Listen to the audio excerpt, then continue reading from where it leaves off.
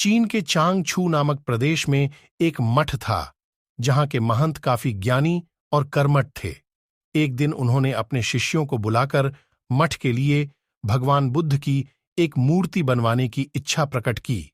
महंत बोले, इस कार्य के लिए आप घर घर जाकर धन संग्रह कीजिए, किसी से बलपूर्वक धन मत लीजिए। जो इच्छा वह खुशी से दे, उसी से लीजिए। शुभ कार्य हेतु धन संग्रह भी शुद्ध तरीके से होना चाहिए। सभी शिष्य अलग अलग दिशाओं में धन संग्रह हेतु रवाना हो गए। इसी प्रक्रिया में एक शिष्य को तिन्नू नाम की एक बालिका मिली। उसके पास एक सिक्का था। जब उसे भगवान बुद्ध की प्रतिमा निर्माण के विषय में चल रहे धन संग्रह के बारे में पता चला, तो उसने श्रद्धावश वह एकमात्र सिक्का दान करना चाहा, किंतु शिष्य ने सिक्के को अति तुच्छ समझकर लेने से इनकार कर दिया।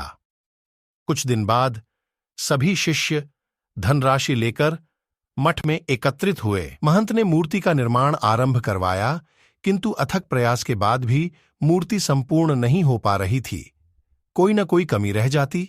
इस पर महंत को संदेह हुआ। उन्होंने शिष्यों से धन संग्रह के बारे में पूछा। सभी ने बारी बारी से अपने अनुभव सुनाए।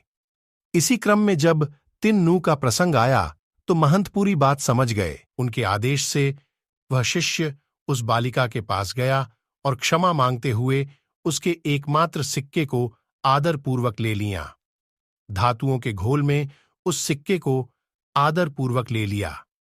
धातुओं के घोल में उस सिक्के को मिला देने पर सहज ही एक सुंदरतम मूर्ति का निर्माण हो गया। यह कथा श्रद्धापूर्ण दान की महत्ता को प्रस्थापित करती है। दान भले ही अल्प मात्रा में किया जाए, किंतु यदि वह संपूर्ण श्रद्धा भाव से किया गया तो जरूर सार्थक रूप में प्रतिफलित होता है और असीम पुण्यों का सृजन भी करता है।